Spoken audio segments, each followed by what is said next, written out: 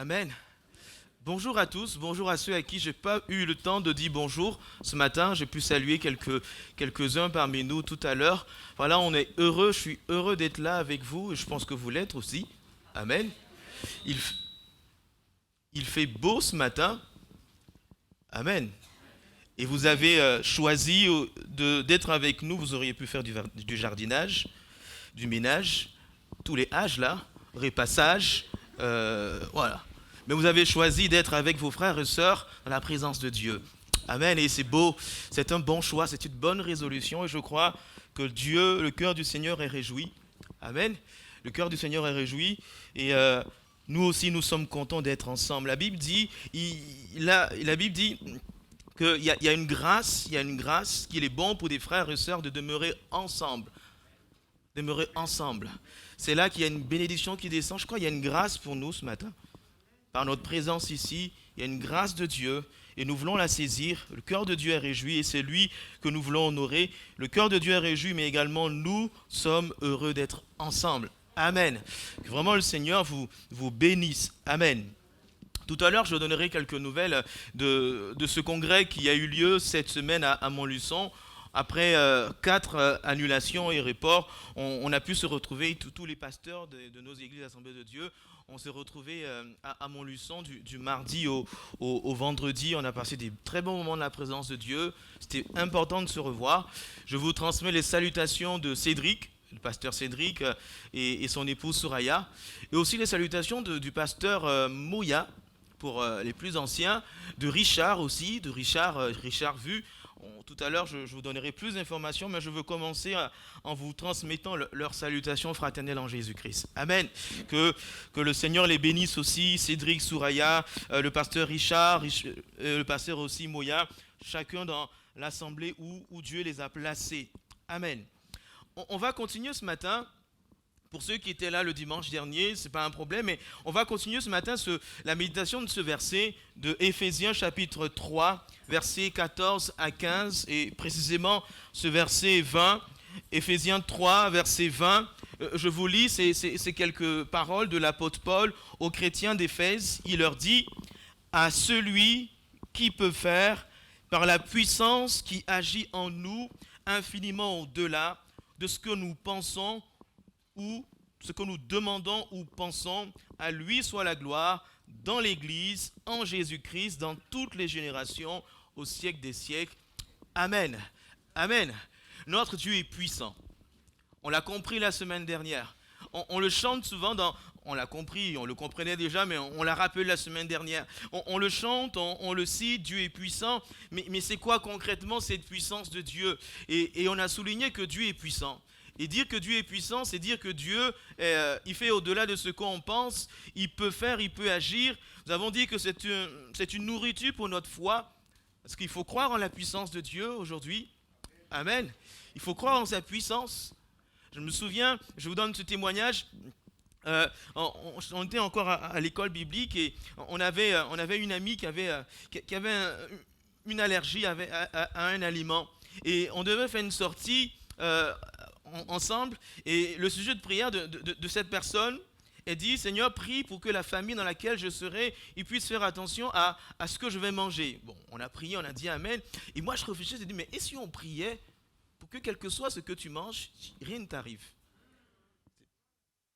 Et quelquefois, on transpose on voit Dieu d'après notre appréciation de la situation. Limite, la puissance de Dieu, on la jauge en fonction de ce qu'on vit en fait. Dieu est puissant. Sa puissance est au-delà. Et on l'a souligné encore la semaine dernière, c'est que dire que Dieu est puissant, Dieu travaille. Tout à l'heure, un frère disait dans sa prière, il n'a pas de compte à nous rendre. Là, on se voit comme cela, là, Dieu travaille. Cette nuit, on a dormi, on a bien dormi, c'était même en chanté en dormant, amen. C'était en chanté en dormant, amen. Bon, peut-être vous ne le faites pas, moi je le fais, en tous les cas. Mais pendant que nous dormons ou nous faisons autre chose, Dieu travaille. Il travaille dans l'invisible, il travaille pour faire concourir toutes choses pour notre bien. Sa puissance est à l'œuvre. Jamais on n'aurait pensé que Jésus, l'évangile, ait un tel rayonnement. Mais lorsqu'on lit les évangiles, on se dit, mais waouh, Notre Dieu est puissant, il est à l'œuvre. Il est à l'œuvre au-delà de ce qu'on pense. Il travaille dans le secret pour nous. Il ouvre des chemins, il ouvre des portes et que son nom soit béni. Amen. Et on avait terminé ce message avec, cette phrase dans ce verset. Il dit « à celui qui peut faire par la puissance agissant en nous ». Amen. Par la puissance agissant en nous. Dieu est puissant. Il n'y a rien à dire. Et on peut prendre des heures pour discuter, pour alimenter ce sujet. Mais il y a quelque chose de plus important pour nous, c'est de savoir que cette puissance, il veut la mettre en nous. Ça, c'est différent. Il veut que cette puissance qui lui est propre, qui est liée à sa personne, à son identité, il veut nous communiquer cette puissance afin qu'on puisse vivre des choses extraordinaires, afin qu'on puisse aller plus loin, on puisse entrer dans ce que Dieu a prévu pour nous. Et lorsqu'on lit la parole de Dieu, de la Genèse jusqu'à l'Apocalypse, ces personnages bibliques qui nous font rêver, qui nous laissent sans voix, c'est des hommes qui ont un jour accepté que cette puissance de Dieu soit sur eux. Amen. Et je crois de tout mon cœur que Dieu aussi a cette promesse, c'est même pas je crois, c'est dans la Bible, c'est une promesse. Dieu veut revêtir chacun de nous de cette bonne puissance qui va nous amener plus loin. La puissance dont il est question nous parle de la présence du Saint-Esprit. La présence du Saint-Esprit. C'est dommage de le dire, mais encore aujourd'hui, on est obligé, même dans nos églises, de dire qui est le Saint-Esprit. On est obligé quelquefois. Même si on se réclame comme église pentecôtiste, on se dit, mais le Saint-Esprit, c'est quoi? C'est quoi? Est-ce que c'est ce qui nous amène à parler en langue? Et puis parfois, ça fait bizarre, au point que quelquefois, on a même peur d'inviter un ami, parce que s'il vient, ils vont entendre des choses, ils vont se dire, mais c'est quoi? Ils sont tombés où là? Ou même ceux qui sont arrivés se disent, mais ils parlent en quelle langue? Ils parlent en quelle langue? Le Saint-Esprit est la troisième personne de la Trinité. On connaît tous Dieu le Père, on connaît le Fils, on le connaît très bien, surtout en France. Et en plus, on s'en souviendra de sa venue sur terre dans quelques semaines. Mais il y a également le Saint-Esprit. On parle de Trinité ou Triunité. C'est un seul Dieu qui se révèle aux hommes en trois aspects. Certains ont pris des images qui vaut ce qu'elles... elles sont comme cela. Certains ont pris le shampoing 3 en 1, même si... Pour expliquer, certains même ont dit, ils ont pris l'image de l'eau liquide, solide et puis gazeux. Mais toutes ces images, finalement, elles réduisent la réalité de la personne du Saint-Esprit. Le Saint-Esprit est la troisième personne de la Trinité. C'est lui qui nous communique les choses de Dieu. C'est lui qui parle à nos cœurs. C'est lui qui veut nous revêtir de cette puissance de Dieu. C'est lui qui veut habiter nos cœurs. Je disais tout à l'heure, Dieu agit, Dieu travaille. Et l'un de ses collaborateurs efficaces pour travailler, c'est le Saint-Esprit. Et ce matin, on essaiera, en parlant de cette puissance en nous, parler de ce Saint-Esprit qui veut habiter en nous. Amen. Amen. On va lire un autre texte dans Luc chapitre 24, verset 49, pour introduire le sujet de ce matin, la puissance de Dieu agissant en nous. Luc 24, verset 49. C'est Jésus qui parle. Il est à quelques heures, quelques jours de sa montée vers le ciel, de son ascension vers le ciel. Et il laisse à ses disciples ce message qui est simple. Il dit, « Et voici, je vous enverrai ce que mon Père, je vous envoie, moi j'envoie sur vous, pour rester conforme à ce qui est derrière moi, moi j'envoie sur vous la promesse de mon Père, mais vous demeurez dans la ville, jusqu'à ce que vous soyez revêtus de la puissance d'en haut. » Amen.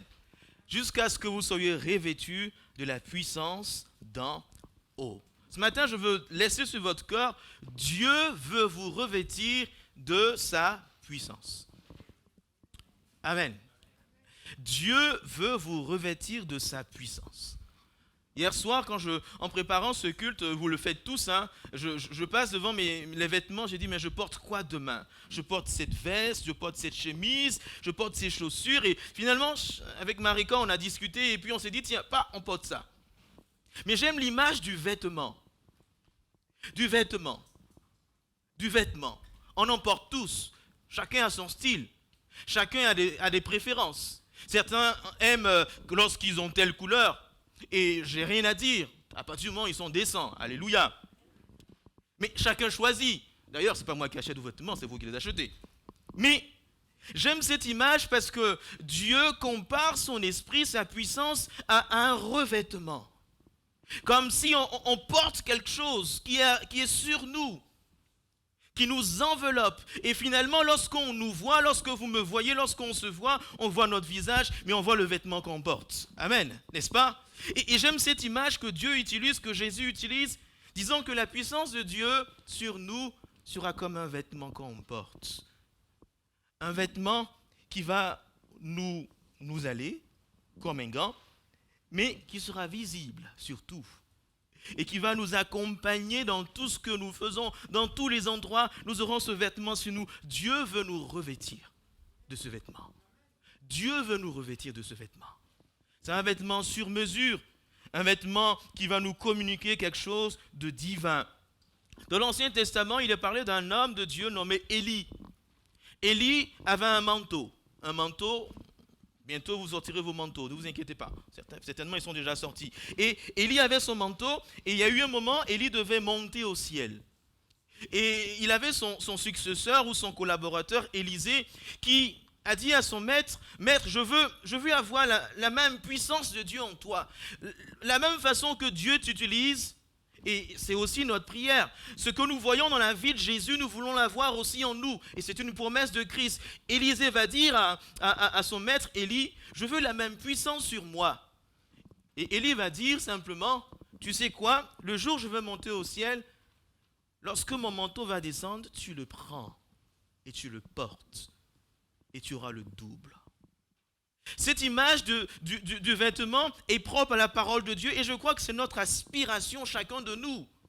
De la même façon, chaque jour nous sortons de nos maisons, chaque jour nous portons un vêtement, Seigneur, revêt-moi de ta puissance. Est-ce que vous me comprenez ce matin? Peut-être vous n'avez jamais vu le Saint-Esprit avec cette image du vêtement. On utilise beaucoup d'images, mais d'abord un revêtement, un vêtement. Un survêtement qui doit nous envelopper, qui doit nous prendre. Et de la même façon, un manteau nous garde bien au chaud. On se sent bien dans notre vêtement. On se sent bien, on se sent rassuré. Ça nous apaise. Et quelquefois même, je vais plus loin dans les détails, il y a notre odeur dans ce vêtement. On se cache dans notre vêtement. Mais l'Esprit de Dieu veut nous couvrir, nous rassurer, nous communiquer les choses de Dieu. Et lorsque ce revêtement est sur nous, ce n'est pas seulement un style vestimentaire, mais il y a la puissance de Dieu qui va avec. Amen. Et la puissance de Dieu qui va avec. Ce revêtement de puissance, pour parler de la puissance de Dieu, c'est une promesse de Dieu. Lorsqu'on lit dans Joël chapitre 2, verset 25, vous connaissez certainement ces versets. Joël 2, verset 28, excusez-moi. Joël 2, verset 28, c'est le prophète qui parle de la part de Dieu. Il dit, après cela, c'est Dieu qui dit, je répandrai de mon esprit sur toute chair, vos fils et vos filles prophétiseront, vos vieillards, on va prendre des mots d'aujourd'hui, vos aînés.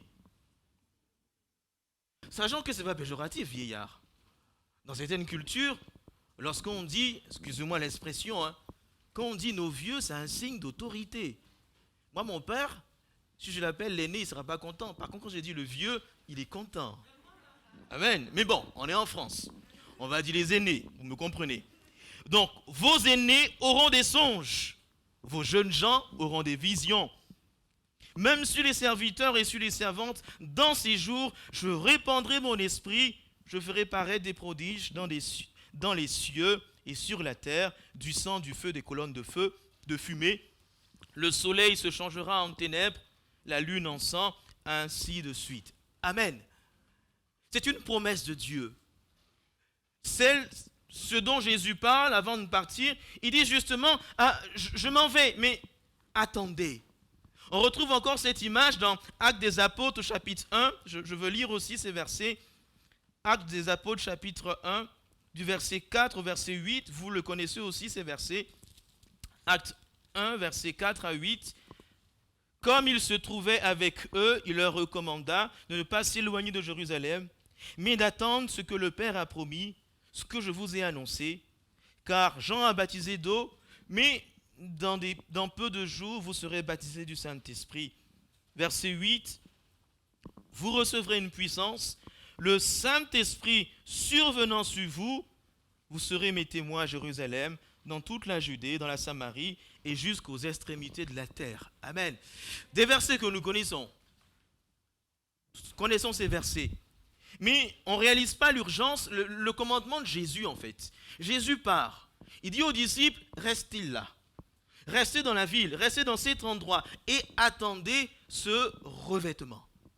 Attendez que le Saint-Esprit descende sur vous. Attendez de porter cette tunique spirituelle. Et après, vous allez aller. C'est nécessaire. C'est une promesse de Dieu et c'est gratuit. Mais un revêtement nécessaire. Amen. Un revêtement nécessaire. Dieu a promis ce revêtement à tous ses enfants.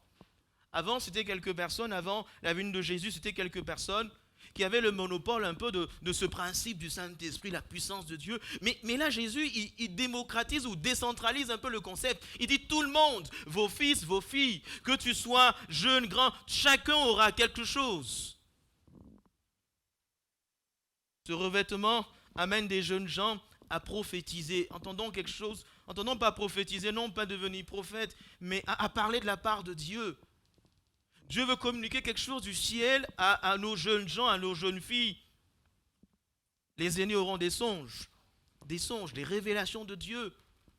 D'autres auront des visions. Encore, quand on regarde les évangiles, ce revêtement nous amène à être conduits par Dieu, à suivre le plan de Dieu, à être conduits dans ce que Dieu a prévu pour nous. J'entends parler souvent d'intuition. Souvent, il y en a qui disent moi je sens comme si on peut sentir que quelqu'un n'est pas bien. Non. Faisons la différence entre la manière dont Dieu conduit nos vies et nos intuitions qui sont le résultat de notre culture, de notre éducation et des expériences par lesquelles on est passé. Mais ce revêtement nous amène simplement à être conduits dans la vérité. Ce revêtement nous amène à connaître ce que Dieu a préparé pour nous. Il est tellement nécessaire. Il est tellement nécessaire.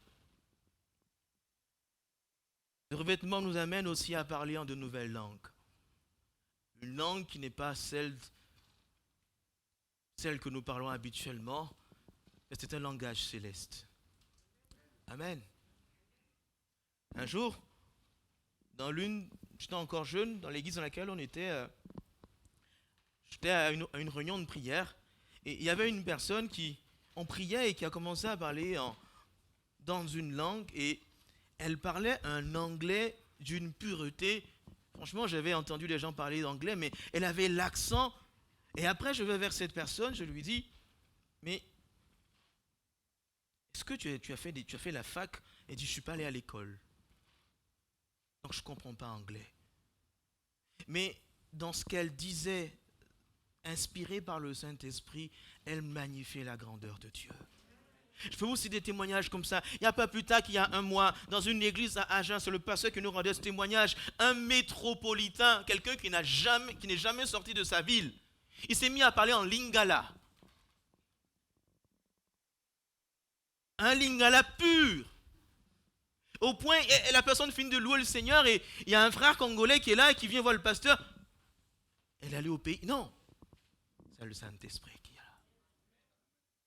Et cet esprit nous amène à vivre des choses qui dépassent notre conception.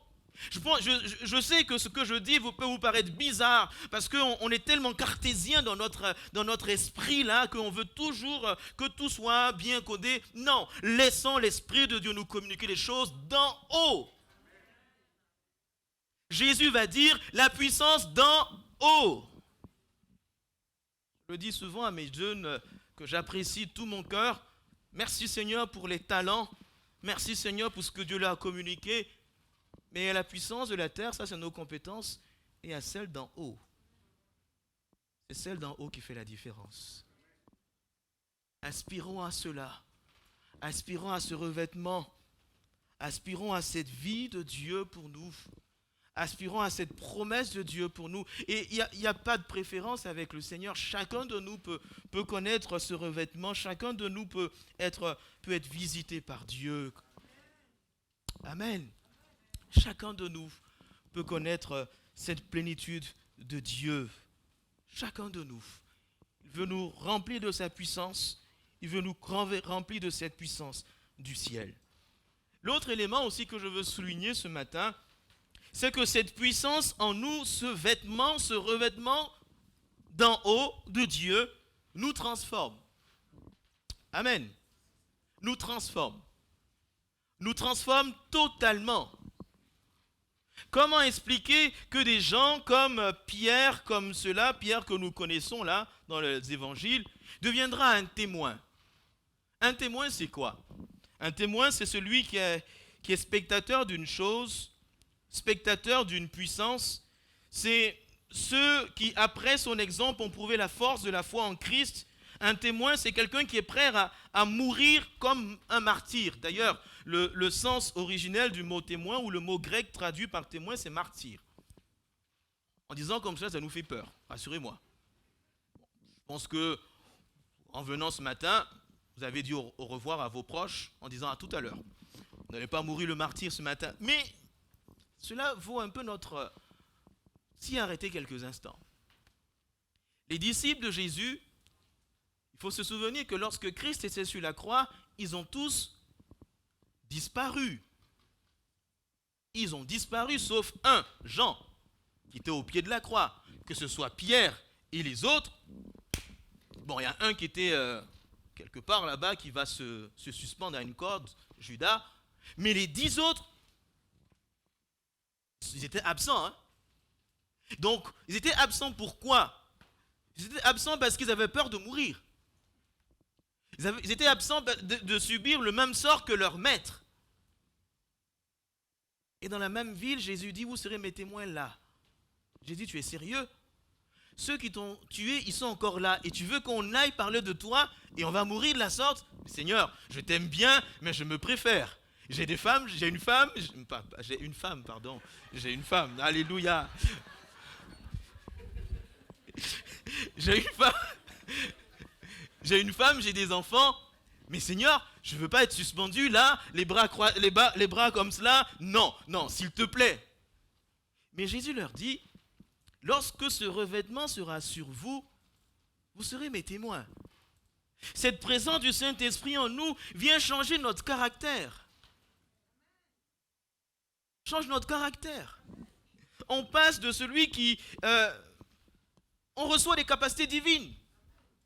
Quand vous lisez Actes des Apôtres, chapitre 4, verset 13, lorsque les gens vont voir Pierre qui parle aux membres du Sanhédrin, ils vont se dire, mais c'est qui ce Pierre? Il avait une telle assurance. Il avait une telle hardiesse. C'était plus le même homme qui a eu peur de dire qu'il était avec Jésus. Il était prêt à tout pour dire que Jésus-Christ est le Fils de Dieu. Et ça, c'est pas parce qu'il a fait une école biblique ou parce qu'il était allé assez fort dans son identité. Non, c'est l'œuvre de l'Esprit en lui. Et je le dis de tout mon cœur. Il y a des choses qu'on peut faire ici avec nos capacités. Il y a des choses que Dieu veut faire par son revêtement en nous. La grande tristesse de notre société aujourd'hui, c'est qu'on a inversé les valeurs. On cherche plus la puissance d'en bas au lieu d'aspirer la puissance d'en haut. Je me rappelle de ce témoignage qui s'est passé lorsqu'il y a eu un réveil en Côte d'Ivoire. Je ne me rappelle même pas du prénom de ce missionnaire venant de la France. Ils avaient rassemblé un stade, pour ceux qui connaissent, le stade Félix Houphouët-Boigny. Des gens venaient de partout, au point que des gens ont touché la voiture du pasteur, ils ont été guéris. Ce n'est pas c'est du vécu. Ne touchez pas ma voiture, elle n'est pas propre. Ils ont touché la voiture du pasteur et paf, guérison. Est-ce que ça, Ça vient de la terre? Ça vient de là-haut. Le pasteur ne s'est même pas rendu compte. Dans les actes des apôtres, il est dit, lorsque que l'un des serviteurs de Dieu passait, son ombre, d'accord, ça tombe bien, il y a des spots, donc il y a un peu d'ombre ici. Quelqu'un peut venir se mettre là, il va rester pareil. Mais lorsque les gens passaient, l'ombre du serviteur de Dieu apportait la guérison. Ça, c'est la puissance d'en haut. Ça, c'est la puissance d'en haut. Cette puissance nous transforme, nous donne de l'audace, change notre vision, change notre caractère, notre perception des choses, notre perception de la vie, des situations. Et on a besoin de cela. Malheureusement, quelquefois, à force de se contenter du bas, là, on devient sans s'en rendre compte, c'est triste à dire, ou on peut devenir sans s'en rendre compte un peu des chrétiens un peu charnels. Il n'y a rien de péjoratif derrière ce mot.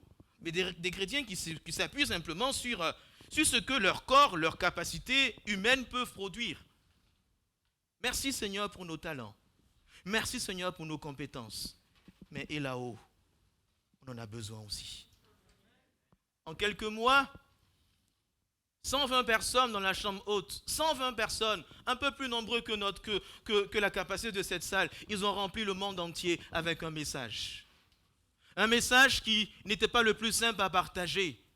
Le message de la résurrection de Jésus-Christ. Mais parce qu'ils sont allés avec la puissance de Dieu en eux. Ils sont allés, ils étaient prêts à l'annoncer. Et Dieu, il confirmait sa parole par des prodiges, par des miracles. Et ce même esprit est encore pour nous aujourd'hui. Je le dis souvent, je l'ai dit la dernière fois. C'est notre responsabilité aussi en tant que pasteur. On s'est contenté de dire ce message lorsqu'on n'est pas loin de la Pentecôte. Moi, je l'ai fait. Je demande pardon au Seigneur. Souvent, c'est à l'approche de la fête de Pentecôte, on dit on va parler du Saint-Esprit, mais c'est chaque jour. Parce que chaque jour, on s'habille. Hein? Chaque jour, on porte des vêtements. Et j'ai besoin de ce revêtement chaque jour pour être un témoin. Amen. Ce revêtement ou cette puissance influence notre compréhension de la parole de Dieu. Influence notre compréhension de la parole de Dieu. Je prends juste une parenthèse. Dimanche dernier, il y a un frère qui est venu me voir, il avait dans son cœur une pensée disant à quelqu'un de ne pas s'attacher à la croix en bois. Juste une parenthèse. Au lieu de s'attacher à la croix en bois, qui n'est plus là, mais à s'attacher à l'alliance en Jésus-Christ. Je dis, le Saint-Esprit influence notre façon de voir l'œuvre de Dieu. Parce que, je referme la parenthèse, c'était juste, mais je reviens à ma pensée. La présence, ce revêtement influence notre compréhension de la parole de Dieu. Vous savez, nous sommes dans un pays de France, un pays qui a baigné dans le catholicisme. Et sans se rendre compte que quelquefois, dans notre expression spirituelle, on peut s'attacher à des choses, on peut mal comprendre la parole de Dieu, j'ai envie de dire. Vous ne le réalisez pas, on aura le temps un jour d'en parler, mais il y a beaucoup de choses qu'on fait aujourd'hui qui sont le reflet qu'on a transporté en fait, et on a gardé. Est-ce que c'est ce que la Bible dit? Je ne pense pas. Je ne pense pas. Et la vie de l'esprit, ce revêtement de puissance, influence notre lecture de la Bible, influence notre compréhension, influence notre façon de voir les choses. Il y a un texte que j'ai noté ici, ça va peut-être vous surprendre. C'est l'apôtre Paul qui nous dit cela dans Actes des Apôtres, chapitre 16, du verset 6 à 7. Il est dit, ayant été empêché par le Saint-Esprit d'annoncer la parole dans l'Asie, il traversait la Phrygie, le pays de Galatie. Arrivé près de la Mysie, ils se disposèrent à entrer en Bithynie, mais l'Esprit de Jésus ne le permit pas. Et ainsi de suite. Aujourd'hui, si on devait dire ces mots, on dirait le diable m'a empêché de faire quelque chose. Mais là, c'est le Saint-Esprit. Hein.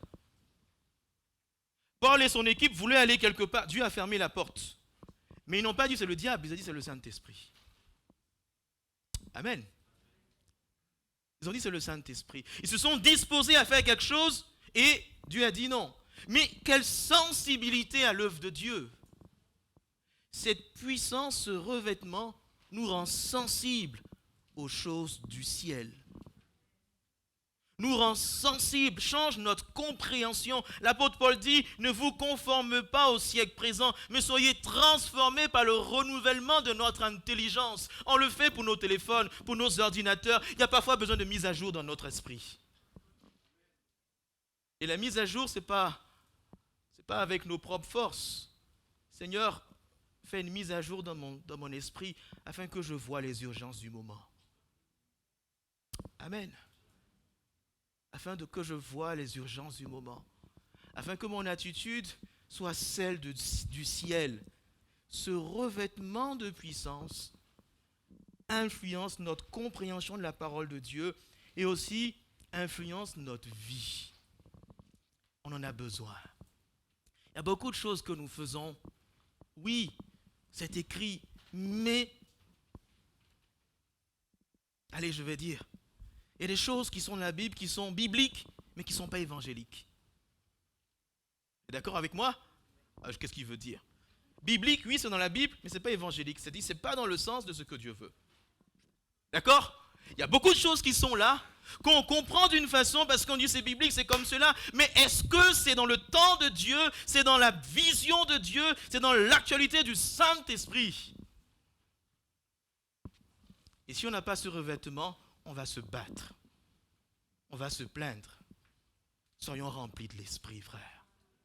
On a besoin de ce revêtement. L'apôtre Paul dit, la puissance agissant en nous. Dans beaucoup de points, lui, il a été bouleversé dans sa compréhension. Lui qui était pharisien, qui était né dans la culture juive, il était un fier défenseur de toutes ces choses. Cette plénitude du Saint-Esprit aura un impact dans sa vision des choses. Il va plus se comporter comme avant, mais derrière chaque chose, il était attentif à ce que l'Esprit de Dieu voulait mettre en lui. Ce que Dieu voulait mettre en lui. Troisième chose de ce que cette puissance fait en nous, elle nous transforme. Cette puissance nous transforme et nous rend efficaces pour le service du Maître. Amen. Ce revêtement nous rend efficaces pour le service du Maître.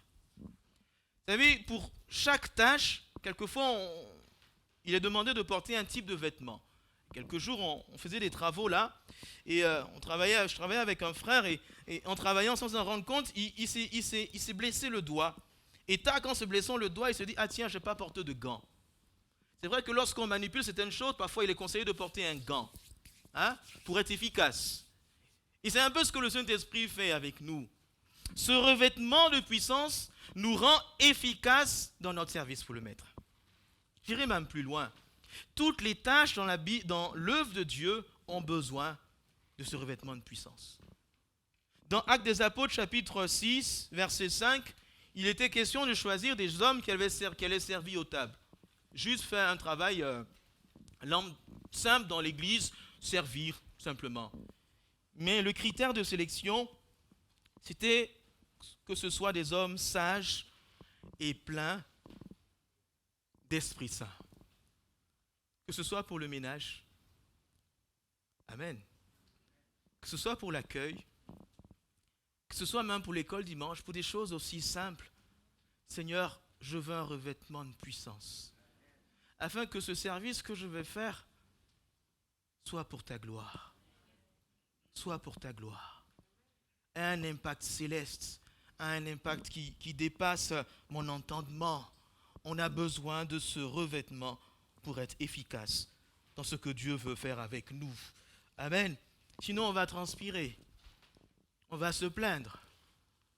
On va se plaindre, on va transpirer, on va même s'énerver, on va voir que ça n'avance pas. Mais quand c'est fait avec ce revêtement, on est efficace. Le jour de la Pentecôte, l'apôtre Pierre, il va prêcher. Une prédication toute simple. Il n'y avait même pas de caméra. Il va prêcher. 3000 personnes vont se tourner vers Jésus. Waouh! 3000 personnes. J'aimerais bien ça.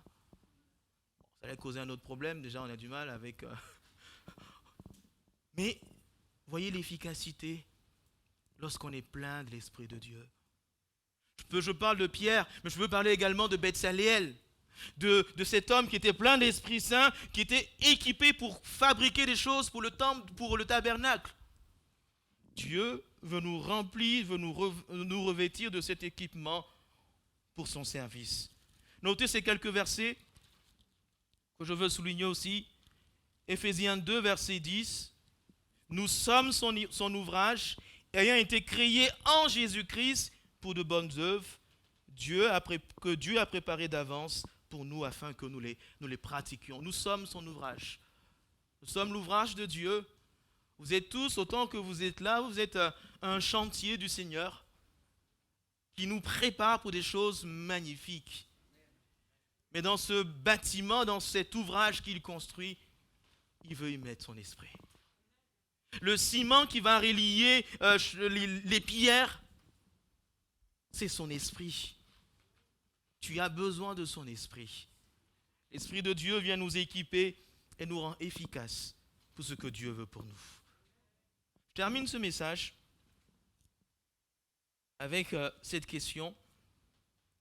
As-tu ce revêtement? As-tu ce revêtement? Ne me dites pas, oui, je l'ai eu un jour. Il y a quelque temps, je l'ai eu. Je vous répondrai, as-tu les vêtements que tu avais lorsque tu étais adolescent? Pour ceux qui sont plus âgés, vous me direz non. Quelquefois, l'Esprit de Dieu devient comme un événement historique. Oui, je l'ai porté pendant un temps, mais là, ce matin, est-ce que tu as ce revêtement? Est-ce que tu as ce revêtement? Aspires-tu à ce revêtement? J'aspire ce matin à ce revêtement. Parce que j'en ai besoin. Parce que j'en ai besoin. Depuis quelques jours, on assiste à une vague de froid. Les matins, il fait froid. Et lorsqu'on sort, tout de suite, on rentre à la maison, on reprend un manteau ou on reprend quelque chose de plus chaud. Les temps que nous vivons sont particuliers. Surtout spirituellement. Je ne suis pas là pour parler de politique, non. Mais ils sont particuliers. Particuliers parce qu'il y a un déchaînement des ténèbres. Pour nos enfants, pour nos jeunes, pour nos familles, pour nos foyers. Et nous, on est là comme cela. On a besoin de ce revêtement. Seigneur, ce matin, viens nous revêtir. Pas seulement ce matin, mais chaque jour, Seigneur, revêt-moi de ta puissance. Amen. Revêt-moi de ta puissance. Je pense qu'on est un temps de prière. Et tu vas dire à Dieu, j'ai besoin de ce revêtement. J'ai besoin de ce revêtement. C'est la puissance d'en haut et pas celle de la terre. Seigneur, j'ai besoin de ce revêtement. Seigneur, viens m'habiller, Seigneur. Viens me couvrir de ta présence, Seigneur. Il est dit de Marie, lorsque l'ange Gabriel lui annoncera qu'elle portera Jésus en son sein, il dit, l'Esprit de Dieu te couvrira de son ombre. Seigneur, ce matin, viens nous couvrir, viens nous envelopper. Oui, comme résultat, oui, il y a le parler en langue, mais il n'y a pas que ça. Viens transformer mon caractère. Viens transformer mon caractère. Viens impacter mon regard sur tes œuvres, Seigneur. Donne-moi d'être sensible à toi, Seigneur. Je propose qu'on élève la voix ensemble. Chacun a besoin de ce revêtement. Demande à Dieu de t'équiper, de t'habiller. Demande à Dieu ce matin de te revêtir.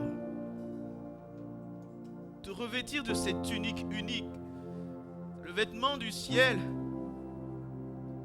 Seigneur, merci pour ta présence ce matin, Seigneur. On peut prier ensemble, je l'invite chacun à élever la voix. Tu parles à ton Dieu, tu parles pour toi. La Bible nous dit que dans cette chambre haute, ils étaient 120 et chacun a reçu. La prière, c'est que chacun de nous reparte avec ce revêtement sur sa vie. Reparte avec ce revêtement. Tu ne verras plus les choses de la même façon. Tu ne verras plus ton frère de la même façon. Tu ne verras plus ta vie de la même façon. Tu ne prieras plus de la même manière. Tu ne parleras plus de la même manière. Alléluia, Jésus. Seigneur, reviens-nous ce matin, Seigneur.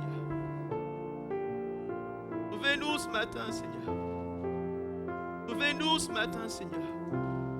Nous, on peut être une église qui s'appuie sur la puissance du bas, mais nous voulons la puissance d'en haut, Seigneur. Oh Seigneur, aide-nous, roi de gloire. Seigneur, nous ne voulons pas nous appuyer sur nos forces humaines, mais nous voulons la puissance d'en haut, Seigneur. C'est elle qui convainc les cœurs, Seigneur. C'est elle, par elle, que des miracles s'opèrent, Seigneur. Seigneur, nous ne pouvons rien faire, Seigneur, mais par ton esprit, Seigneur, c'est possible. Seigneur, reviens-nous ce matin, Seigneur. Demande à Dieu ce matin. Demande ce revêtement, Seigneur. Demande ce revêtement. Demande ce revêtement. Demande-le à Dieu si tu l'as déjà. Seigneur, que tu sois restauré.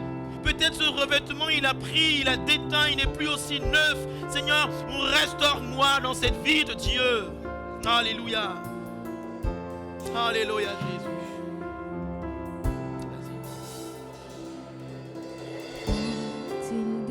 Alléluia, Jésus. Oui, tout s'arrête. Il transfère. Béni sois-tu, Seigneur. Entre ciel et terre. Quand il descend, l'atmosphère Seigneur, change. change l'atmosphère de mon cœur ce matin. Transfert. Seigneur, nous voulons voir. Vive le ciel en nous, Seigneur. Il descend. Alléluia, Jésus. Oui, tout s'arrête. Il transfère. Entre ciel et terre. Et quand il descend, Alléluia, Jésus. l'atmosphère change. Il y a transfert entre ciel et terre. Quand il descend, oui, tout s'arrête. Il y a transfert entre ciel. Et quand il descend, l'atmosphère change. Il y a transfert. Saint-Esprit est là. L'Esprit de Dieu est là. Saint-Esprit Il est là ce matin. est là. Il est là en ce Le moment. Saint-Esprit est là. Il est là, il est là, il est là. Le Saint-Esprit est là. Il est là en ce moment. Le Saint-Esprit est là. Mais quand il descend, oui, tout s'arrête. Il transfère. Et quand il descend, l'atmosphère change. Il y a transfert entre le Saint-Esprit. Le Saint-Esprit est là. Le Saint-Esprit est là.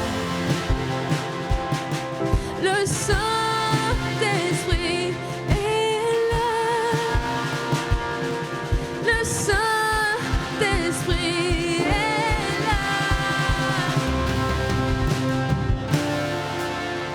Alléluia. L'Esprit de Dieu est là. C'est à chacun maintenant de demander ce revêtement. Seigneur, viens nous revêtir. Seigneur, je t'en supplie. Reviens-nous ce matin de ta présence, de ton esprit, Seigneur. Viens changer nos caractères. Seigneur, que les maladies s'enfuient, Seigneur. Seigneur, que les choses miraculeuses se passent. Viens nous donner cette atmosphère du ciel. Seigneur, viens le faire ce matin. Reviens-nous ce matin, Seigneur. Reviens-nous ce matin. Reviens-nous ce matin, Seigneur. Reviens-nous ce matin, Seigneur. Reviens-nous ce matin, Seigneur. Par sa puissance, les maladies s'enfuient, les aveugles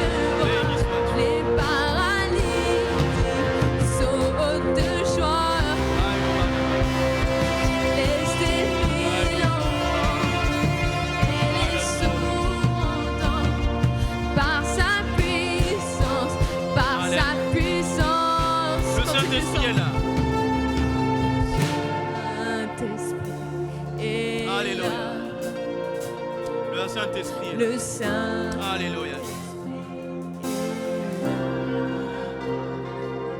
Le Alléluia. Saint-Esprit est là. Amen. Le Saint-Esprit est là. Seigneur, bénis ton Église ce matin. Seigneur, reviens-nous ce matin, Seigneur. Seigneur, donne-nous de porter cette tunique du ciel. Oh Jésus, je t'en supplie, Seigneur. C'est une promesse. Reviens mon frère, reviens ma soeur, reviens-nous ce matin. De ta puissance, Seigneur. Alléluia, Jésus. Alléluia, Jésus. Béni sois-tu, Seigneur. Oui, Alléluia, tout Jésus. s'arrête. Alléluia, Seigneur. Il y a transfert Béni sois-tu, Seigneur. entre ciel et terre. Alléluia, Seigneur. Quand il descend, Alléluia, Jésus. l'atmosphère change. Alléluia, Seigneur. Il y a transfert Béni sois-tu, Seigneur. entre ciel et terre. Oui, quand Merci, Seigneur. On va avoir quelques minutes de silence. Seigneur, reviens-nous ce matin. Seigneur, reviens-nous ce matin, Seigneur. Reviens-nous ce matin, Seigneur. Nos yeux sont vraiment fermés. Reviens-nous ce matin.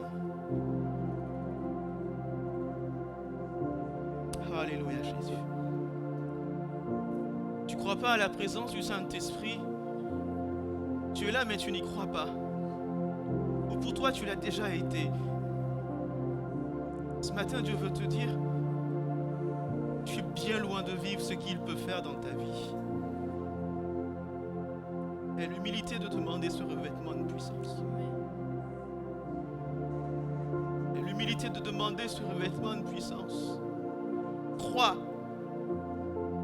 Crois ce matin. Arrête de douter. Parce qu'il veut te transformer. Il veut t'équiper pour son service. Il veut t'équiper pour son service. Il veut se servir de toi. Il veut se servir de toi. Alléluia, Jésus.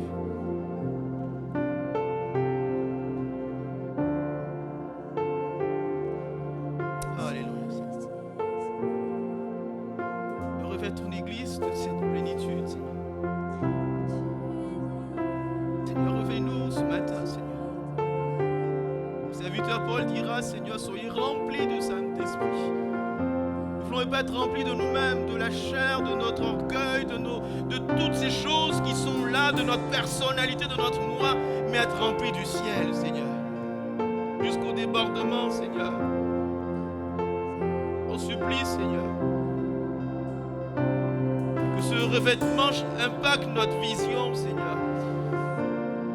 Seigneur, des hommes sont là, ils te cherchent, Seigneur. Revêt-nous de ton esprit afin de voir comme tu vois, Seigneur. Jésus de Nazareth. Alléluia, Jésus. Alléluia, Jésus. Alléluia, Jésus. Alléluia, Jésus. Béni sois-tu, Seigneur. Alléluia, Seigneur. Béni sois-tu, Seigneur. Amen, Seigneur. Alléluia, Seigneur. Je ne réalise pas, mais il y a quelque chose de merveilleux qui se passe ce matin. Je suis pas quelqu'un d'illuminé, hein, rassurez-vous. Je vois un manteau qui descend et qui peut nous envelopper.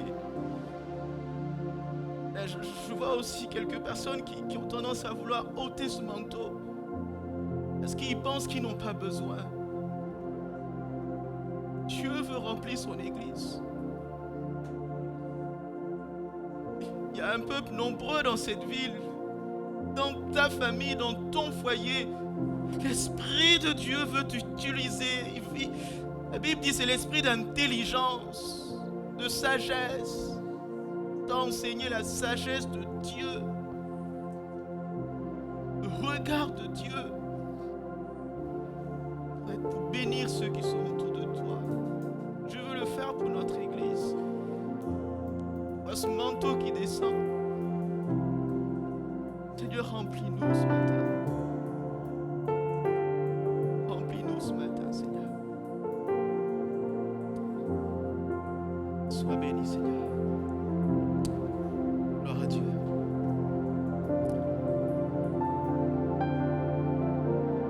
Gloire à Dieu. Amen. Dieu vous bénisse. On aurait pu rester encore plus longtemps, mais le temps s'en va. On aura l'avenir d'autres moments où on va prendre plus de temps pour aspirer à ce revêtement. Seigneur, remplis-nous. Amen. C'est que le début, je vous encourage à la maison. Je peux vous donner après, pour ceux qui le désirent, mes notes. Je peux les donner, il n'y a rien à cacher. Tout est dans la Bible. Si vous voulez revenir sur les versets qui ont été cités, je vous les donne volontiers. Vous me dites, je vous l'enverrai par mail. Et que chacun dans sa maison puisse dire, Seigneur, je veux vivre ce revêtement. Nos cultes sont enregistrés. Pas en direct, mais un travail qui est en cours, donc vous pourrez aussi le révisionner dans les jours le revoir dans les jours qui vont suivre. Mais on aspire à ce revêtement. Je vous parle avec mon cœur, mais il y a du boulot. Au dehors, là autour de nous, les gens ont besoin de Jésus. Et rassurez-vous, c'est pas en venant en disant Jésus t'aime que ça va changer, hein. On a besoin de la puissance de Dieu.